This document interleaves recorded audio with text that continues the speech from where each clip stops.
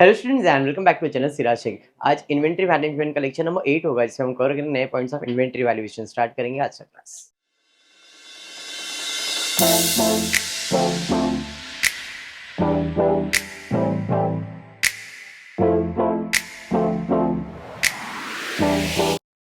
चलो, पिछले क्लास में हमने दो सम किया था, स्टॉक वेरिफिकेशन। आज कंटिन्यू करते, एक सम दो सम जो भी सम रहेगा देख लेते। फॉर्मेट याद है सबको? पक्का? चलिए ठीक। फॉर्मेट एक बार वापस रिवाइज करते फिर सम की तरफ जाएंगे। Adjusting stock for cut off transaction. Simple एक ही चीज याद रखना है, फिजिकल स्टॉक बराबर क्लोजिंग स्टॉक कहते हैं जिसे। सेल्स ऐड करेंगे, परचेज रिटर्न ऐड करेंगे, गुड्स डिलीवर्ड सेल्स बुक में रिकॉर्ड नहीं किया add, goods deliver purchase return में रिकॉर्ड नहीं किया, परचेज किया बट रिसीव नहीं किया, ये ऐड होता है। और लेस में क्या होता है, goods sold but not delivered, receive purchase book में रिकॉर्ड नहीं किया, रिसीव सेल्स बुक में रिकॉर्ड नहीं किया। ये बेसिक था। उसके अलावा एट द ईयर एंड में sales purchase return, purchase sales return. हाँ, ये सम हमने किया था। और एक सम कल हमने शायद ये दो सम किया था हमने, यस, विजय फाइनेंशियल इंस्टीट्यूट वाला सम किया था और ये रोशन वाला सम कल किया था, याद है ना? चलिए बढ़ेंगे next sum. Text book page number 98, सम नंबर 21 दारा से। ये ना सम देख लो, बुक है आप लोग के पास? बढ़िया। कैलकुलेटर है आप लोग के पास? कैलकुलेटर निकालो, कैलकुलेशन करना पड़ेगा इसके अंदर। स्टार्ट करें। चलिए। Dara Singh presents his account on 31st March every year. Due to some unavoidable reason, stock taking could be done only on 15th April 24. क्या समझ में इस लाइन से? कुछ भी नहीं। कभी ईयर एंड हो रहा है, बट स्टॉक 31 मार्च का दिया है क्या? नहीं। स्टॉक कभी का दिया है? 15 अप्रैल। कल ही करवाया था, आफ्टर द ईयर एंड। कल का सम अगर याद हो तो देखो, कल हमने किया था आफ्टर द ईयर एंड वाला सम। जुलाई में, अगस्त में अलग अलग डेट दिए थे हमने। यहाँ पे कुछ जुलाई था और यहाँ पे अप्रैल वाला सम कल ही किया ना ये। चलिए, अभी भी सेम चीज है। मार्च में साल खत्म हो रहा है, लेकिन मार्च में स्टॉक का वैल्यू नहीं, 15 अप्रैल को स्टॉक का वैल्यू दिया गया है। When the stock was found to be 60,500, तो वैल्यू ऑफ स्टॉक ऑन 15 अप्रैल 60,500। पहला लिख दिया। आगे, following information is provided for the period of 31st March and 15 अप्रैल। हमने सेल्स किया, कितने का सेल्स किया है? 45,590। परचेज किया है, सेल्स रिटर्न किया है, 3 ट्रांजैक्शन दिया हुआ है। और दिया है 15 मार्च को जो भी goods having a sales value of 6,800 were sent on sales or return basis to the customer. The period of approval being 4 weeks. He returned 40% of the goods on 10th April, approving the rest. Fifth, Dara Singh had received goods costing rupees 8,000 in March for the sales on consignment basis. 20% of the goods have been sold on 31st March and another 40% by 15th April. These shakes have not been included in the sales of 45,590. ये जो part है ये sales में include किया नहीं गया है। Given about, you are required to calculate the value of closing stock on 31st March by preparing stock reconciliation statement assuming goods are sold। मेरे को ये लाइन चाहिए था, goods are sold at a profit 20% on 20% on sales, ये line चाहिए था। नहीं तो पहले में कर दिया, सेल्स दिया, परचेज दिया, सब कर देते, बट ये जो प्रॉफिट वाला कंसेप्ट है वो नेसेसरी है, बिकॉज हम यहाँ पे जो भी सेल्स रिकॉर्ड करते हैं वो कॉस्ट पे रिकॉर्ड करते हैं, सेलिंग प्राइस पे नहीं। तो सबसे पहला सेल्स का कैलकुलेशन, कितने का सेल्स किया बाबा? 45,000। अब जो भी सेल्स किया है उसमें तुमने तुम्हारा प्रॉफिट रखा है, कितना प्रॉफिट रखा है? 20% ऑन 20%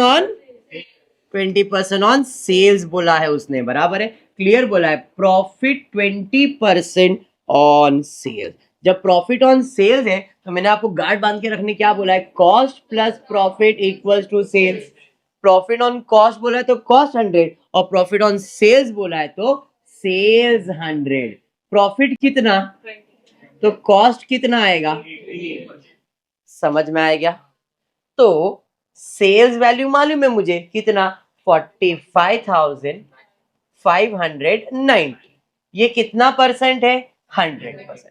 मुझे तो कॉस्ट प्राइस चाहिए तो 80% कितना क्रॉस मल्टीप्लाई करेंगे तो 45,590 इंटू 80 डिवाइडेड बाय 100 करो कितना आ रहा है 36,000। सर वो 9118 कैसे है वो प्रॉफिट है 20%। मैंने 20% प्रॉफिट पे फोकस ही नहीं करवाया, मैं सीधा सीधा 80% कॉस्ट पे फोकस करवाया मैंने। अरे समझा कैलकुलेशन समझा। तो इधर सेल्स ऐड होगा कि लेस होगा यार ऐड सेल्स 36,472 कैसे आया समझा पक्का। परचेज किया कितने का परचेज किया है क्या आएगा purchase very good purchase 16,710। Any doubt पक्का। सेल्स रिटर्न अरे बेचा है मतलब इसमें प्रॉफिट तो रहेगा ही, जो बेचा है उसमें प्रॉफिट रहेगा कि नहीं रहेगा। एडजस्टमेंट था जो on 15 March goods have been sold value उसका कितना था 6,800 वेर सेंट ऑन सेल्स और रिटर्न बेसिस। मैंने 6,800 का गुड्स बेचा था और वो जो गुड्स बेचा था वो सेल्स ऑन रिटर्न बेसिस पे बेचा था। मतलब तुम देख लो तुमको पसंद आए तो ठीक है नहीं तो आप रिटर्न कर सकते हो। ऐसे गुड्स कितने रुपीस के गुड्स बेचे थे मैंने 6,800 के गुड्स बेचे थे। उसमें से रिटर्न कितना क्या हो गया है 1,200 का सेल्स रिटर्न दिख रहा है ना। अब जरा ध्यान से सुनना समझना 15 मार्च को गुड्स हैविंग सेल्स वैल्यू 6,800 का वेर सेंट ऑन सेल्स और return basis to a customer. The period of approval being 4 weeks, he returned 40% of the goods on 10th April, approving the rest. मतलब क्या ये इससे कुछ रिलेटेड है क्या। वो हो सकता है तुमने इधर जो सेल्स किया उसमें से रिटर्न आएगा क्योंकि यहाँ पे उसने क्लियरली बोला है 15 मार्च को गुड्स हैविंग सेल्स वैल्यू जिसका वैल्यू दिया हुआ है उसमें से 40% ऑफ द गुड्स क्या बोला उसने रिटर्न 40% ऑफ द गुड। मतलब ये 1,200 के ऊपर तो कोई ऐसा एडजस्टमेंट दिया नहीं है, खाली मुझे इसका क्या निकालना पड़ेगा कॉस्ट। और कॉस्ट कैसे 80% वैल्यू कैलकुलेशन ऑफ सेल 1,200 रुपए का गुड्स है इसका डायरेक्टली 80% वैल्यू कैसे निकालोगे तो 1,200 इंटू 80 डिवाइडेड बाय 100 करो कितना आ रहा है 1,200 इंटू 80 डिवाइडेड बाय 100 960। 80% क्यों निकाला समझा क्या। अरे अभी अपने बने cost plus profit equals to sales दिखाया था तो यहाँ पे सेल्स कितना रहेगा प्रॉफिट कितना है तो कॉस्ट हमेशा कितना लिखना है तो 1,200 सेलिंग प्राइस है मतलब 100 तो 80% कितना इन शॉर्ट 80% निकालना है सिंपल हिसाब वही है। इसलिए मैं डायरेक्टली अब जितने भी सेल्स होंगे उसका 80% मेरा कॉस्ट आने वाला है। प्रॉफिट कितना कमा रहा हूँ 20 80 प्लस 20 100% होगा तो अगर 100% वैल्यू है तो 80% वैल्यू कितना डायरेक्ट ये कंसेप्ट। अरे समझा। तो यहाँ पे सीधा कितना लिखना है सेल्स रिटर्न प्लस होगा कि माइनस होगा सेल्स ऑन रिटर्न बेसिस 960 रुपए। क्लियर समझा। तो पहले 3 पॉइंट में कुछ भी डाउट चौथे पॉइंट पे जाते हैं। हमने कितने का गुड्स बेचा था वो भी सेल्स ऑन रिटर्न बेसिस पे बेचा था। हाँ उसमें से 40% गुड्स रिटर्न आ गया 10 तारीख को ही। चलिए कैलकुलेशन करते हैं टोटल गुड्स कितने का था 6,000। 60% गुड्स अप्रूव हो चुका है 40% रिटर्न किया ना मतलब 60% सेल हो गया है 40% रिटर्न आया 60% तो सेल हो गया तो इसका 60% वैल्यू कितना ये क्या है सेल्स। बाद में इसके बारे में बात करूंगा। 6,800 में से 4,080 का सेल हो गया है रिटर्न आया नहीं है। 40% जो है वो अनअप्रूव्ड है तो 40% कितना आएगा बैलेंस अमाउंट ही रहेगा 2,720। इसमें कुछ भी डाउट पक्का। अब देखो since no approval has been received 100% goods should be included in the stock of 31st March. क्योंकि कोई अप्रूवल 31st मार्च तक नहीं आता। अप्रूवल कभी कौन से तारीख को आया 40% of the goods on 10th अप्रैल क्या बोला, रिटर्न किया उसने, मतलब उसका अप्रूवल कभी आया रहेगा, 10 तारीख के बाद या 10 तारीख को ही आया रहेगा ना। 31 मार्च को आया था क्या, नहीं। तो उसने ये सेंटेंस लिखा है, since no approval has been received 100% of the goods be included in the stock on 31st March, but 40% of the goods with the selling price of 2720 is already included in the stock taking. Therefore, the remaining unapproved goods, that is 60%, should be included in the cost price of the sale. That is, इसमें कितना percent value, 1/5 लिखा आपने, वो कितना percent value लिखने का है, 80% value. तो हमारे लिए यहाँ पे sales cost of goods sold है 3264। सर कैसा नहीं समझा सर, कुछ भी नहीं समझा सर, वापस एक बार समझाओ ना। किसको समझा, एक जन को, और नहीं, और सिंपल हिसाब है, मैंने कितने का गुड्स बेचा था, ये समझ, उसमें से सेल्स कितना हो गया, बराबर 4080 का गुड्स बेच दिया था, सेल्स मैंने लिखा था, जिसका अप्रूवल आ गया वो सेल्स हो गया है, हो गया है पक्का। कौन सा गुड्स नहीं बिका है, 2720 का गुड्स नहीं बिका है, तो गुड्स आपके स्टॉक में रहना चाहिए कि नहीं रहना चाहिए, हाँ या नहीं। वो वापस आ रहा है, कौन सी तारीख को आ रहा है भाई, 10 तारीख को मेरे पास वापस आ रहा है, तो मुझे ये स्टॉक 10 तारीख को मिल रहा है। बट क्या ये स्टॉक 31 मार्च को था क्या मेरे पास, 31 मार्च को तो मैंने अज्यूम किया, उसको मैंने बेच दिया है। मुझे 31 मार्च को क्लोजिंग स्टॉक फाइंड करना है। इस तारीख को कितने स्टॉक्स है मेरे पास, इस तारीख को तो मैंने गुड्स बेच दिया था 6800 का, लेकिन उसका कॉस्ट कितना था वो निकालना जरूरी है। तो मेरे पास 6800 की अगर मैं बात करूंगा तो मैं बाइफरकेट कर देता हूं, एक है 4080 और एक है 2720। ये तो अनसोल्ड ही है, रिटर्न आ गया, ये सोल्ड है। अब जब ये सोल्ड है तो इसके अंदर इसका कॉस्ट प्राइस निकालना पड़ेगा।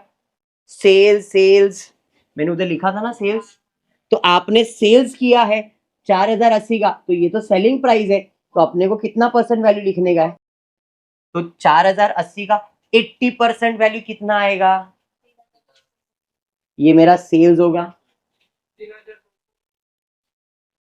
ये मेरा सेल्स होगा। और सेल्स अपन क्या करते हैं, ये सेल्स है क्या, सेल्स है क्या ये, नहीं, समझा, समझा। मैंने इधर क्लियर लिखा था सेल्स, मैंने बोला था इसके बारे में डिस्कस कर रहे, मतलब ये गुड्स मैंने बेच दिया है, और बेचा है तो सेल्स वैल्यू पे नहीं रिकॉर्ड करते, कॉस्ट प्राइस पे, तो इसका कॉस्ट प्राइस मतलब 80% वैल्यू। अंडरस्टूड, पक्का। चलिए नेक्स्ट, उसके बाद क्या दिया है, Dara Singh has received goods costing ₹8,000 in March for sales on consignment basis. 20% of the goods has been sold on 31st March and another 40% on 15th April. This sales has not been included in the sales, और ये जो sales है वो इसमें include किया नहीं गया। चलिए ध्यान, goods received as consignment are not the property of Dara Singh, should be excluded from the stock. समझा, Mr. Dara Singh has received goods. What is consignment? What is consignment? अगर मैं किसी को दे रहा हूं तो मेरा गुड्स बिकने वाला है, मैं किसी का गुड्स अगर लेके आ रहा हूं वो भी कंसाइनमेंट बेसिस पे, तो क्या वो मेरा स्टॉक हुआ क्या, मुझे किसी ने और एकदम जिया ने बोला सर ये मेरा स्टॉक है बिक रहा नहीं है, बेच के दे दो, या तो आपकी दुकान में रखो, कोई आएगा खरीदने के लिए तो आप बेच देना, बाद में मुझे पैसा दे देना, तो क्या वो स्टॉक मेरा है, उससे मेरा कोई हक है, तो मेरे क्लोजिंग स्टॉक में आना चाहिए क्या, ओपनिंग स्टॉक में आना चाहिए क्या, मेरे परचेज में आना चाहिए क्या, नहीं। समझ में आ रहा है, उसने क्लियर बोला है goods receive as consignment are not the property of Dara Singh, should be excluded from the stock. Goods received on consignment कितने का गुड्स है, लेस 20% वॉज सोल्ड, बोला था ना क्वेश्चन में, हैज बीन सोल्ड, मतलब 1600 गुड्स बेच दिया तो बचा कितना? 1600 कैसे बचेगा? 8000 में से 1600 जाएगा तो 1600 बचेगा। वही तो बोल रहा हूं, ये बचा हुआ है। अब उसमें भी बोला है अनदर 40% कभी बेचा, तो अनदर 40% मतलब 8000 का 40% 3200। यस, 3200 ही आएगा। बचा कितना? अभी भी 3200 ही बचा रहेगा, बैलेंस रिमेनिंग कितना है? 3000। बाउंसर, टोटल मेरे पास कितने का कंसाइनमेंट आया था? उसमें से कितना बेच दिया? मेरा कोई हक है इसके ऊपर? मैंने और 40% बेच दिया, मेरा हक है उसके ऊपर। बचा कितना है? गुड्स रिमेन इन स्टॉक कितना है? 3000। समझ में आया क्या? Unsold stock out of goods received on consignment basis कितना? 3200। अब सर आपने इसको माइनस क्यों किया? जब आपने इधर क्लियर बोला है वो आपके स्टॉक से एक्सक्लूड होना चाहिए। हाँ या नहीं? मैंने इधर क्लियरली बोला है दारा सिंह ने 8000 रुपए का गुड्स रिसीव कर लिया है, मतलब उसके पास आ चुका है। उसने उसमें से जो बेच दिया, जो सेल्स किया, क्या उसने उसकी एंट्री पास किया? क्या मैंने इसकी एंट्री पास की? क्या मैंने इसकी एंट्री पास की? क्या इसमें मैंने मेरा कॉस्ट भी कुछ दिखाया? क्या नहीं। जो मेरे पास स्टॉक पड़ा हुआ है वो मेरे स्टॉक में होना चाहिए क्या? मेरे इस स्टॉक में वो होना चाहिए क्या? नहीं। तो हम क्या करेंगे? उसमें से निकाल देंगे। ये अज्यूम करेंगे भाई वो अपना स्टॉक नहीं है, इसलिए उसमें से क्या करो? निकालो। तो कितना स्टॉक मेरे इसके अंदर इंक्लूडेड है? 3200, इसलिए मैंने वो स्टॉक को अपने स्टॉक में से क्या कर दिया है? निकाल दिया है। अरे समझा भी? और कोई पॉइंट है क्या? नहीं। अब टोटल, इसका टोटल लेंगे, ये दोनों ऐड, इन तीनों का टोटल लेंगे, वो माइनस करेंगे। चलिए पट पट के इसका टोटल 40,000 के आसपास दिख रहा है इसका टोटल, 39,700। और इसका टोटल ले लो, इसका टोटल ले लो। बोल जितेश, क्या डाउट आ रहा है?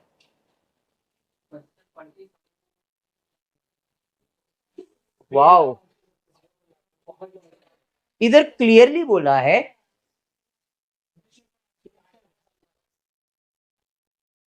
जब स्टॉक रिकंसिलिएशन स्टेटमेंट आता है तो सबसे पहला क्लोजिंग स्टॉक आपको लिखना है, उसमें सेल्स परचेज रिटर्न से रिलेटेड एडजस्टमेंट है तो वो ऐड करेंगे, और परचेज और सेल्स रिटर्न वो माइनस करेंगे। इतना ही सोचना है। कुछ गुड्स ऐसे होते हैं जो इसमें नहीं होने चाहिए, वो निकाल दो, और कुछ गुड्स ऐसे होते हैं जो इसमें होने चाहिए बट आपने रिकॉर्ड नहीं किया, उसे ऐड कर दो।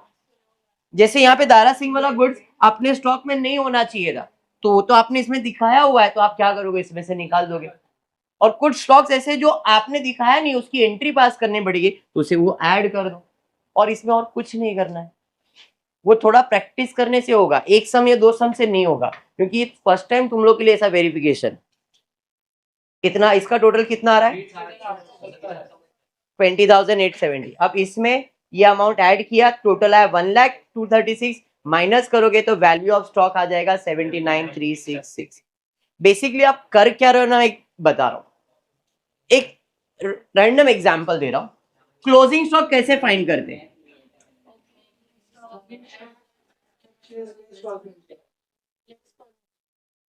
आप क्लोजिंग स्टॉक का वैल्यू कैसे फाइंड करते हो वो बता रहा हूं। Opening stock, add purchase, add direct expenses, इन सब का टोटल लेते हो। इस टोटल को सेल्स में से क्या करते हो? माइनस।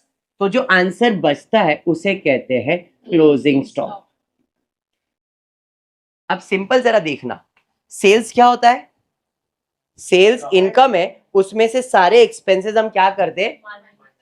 सिंपल भाषा में अगर मुझे क्लोजिंग स्टॉक फाइंड करना है, क्लोजिंग स्टॉक फाइंड करना है, तो क्लोजिंग स्टॉक फाइंड करने के लिए मैंने क्या किया? इनकम में से सारे एक्सपेंसेस माइनस कर दिया। अब इसका रेसिप्रोकल, मुझे क्लोजिंग स्टॉक मालूम है, तो जो ऐड हो रहा है वो क्या करूंगा मैं? माइनस। और जो माइनस हो रहा है उसे मैं क्या करूंगा? ट्रेडिंग अकाउंट बनाने सबको आता ही है। अब देखो आप ही आंसर दोगे। ओ, ये डेबिट और ये क्रेडिट। क्रेडिट का मतलब होता है माइनस और डेबिट का मतलब होता है प्लस। तो टू ओपनिंग स्टॉक लिखते हो, यहाँ पे टू परचेज लिखते हो, टू वेजेस लिखते हो, इधर माइनस रिटर्न्स करते हो। कौन सा रिटर्न? परचेज रिटर्न करते हो। By sales less sales return by closing stock. अब क्लोजिंग स्टॉक फाइंड करना है, ये क्रेडिट है ना? क्लोजिंग स्टॉक क्रेडिट है, सेल्स उसमें से माइनस, तो क्रेडिट के अंदर क्रेडिट क्या करना पड़ेगा? प्लस ही करना पड़ेगा। ये सब में से ये माइनस किया तो ये आंसर ना, तो जो माइनस किया उसे अपने को क्या करना है? ऐड। इसलिए हमेशा सेल्स क्या होता है? ऐड। क्योंकि ये जो स्टॉक का वैल्यू आया आपको, चीन तपाक दमदम, जरा ध्यान दो यहाँ पे, जो क्लोजिंग स्टॉक का वैल्यू आया है, जो क्लोजिंग स्टॉक का वैल्यू आया वो सब माइनस करके आया हुआ है। मतलब आपने ओपनिंग स्टॉक, परचेज, ये सब माइनस किया, सेल्स में से माइनस, और क्लोजिंग स्टॉक है। बट क्या ये क्लोजिंग स्टॉक सही है या गलत, हम वो वेरीफाई कर रहे हैं। तो भाई ये सेल्स जो क्लोजिंग स्टॉक आया, इसके अंदर जो तुमने सेल्स माइनस किया उसमें ये गड़बड़ हो गया था, तो भाई हमने क्या कर दिया? उसको फिर से ऐड कर दिया, ताकि हमको हमारा pure value of closing stock समझ में आए। इसलिए फिजिकल स्टॉक के अंदर हम क्या ऐड करते हैं? जो माइनस किया हुआ है, सेल्स माइनस किया हुआ है वो ऐड। अब सिंपल देखो, ये है डेबिट साइड, डेबिट साइड पे माइनस किया, मतलब ये कौन सा इफेक्ट है? क्रेडिट। और क्रेडिट की चीजें आप क्या करोगे? ऐड। और डेबिट की चीजें क्या करोगे? तो सेल्स रिटर्न कौन से साइड पे? क्रेडिट। क्रेडिट पे माइनस किया तो कौन सा इफेक्ट होता है? डेबिट।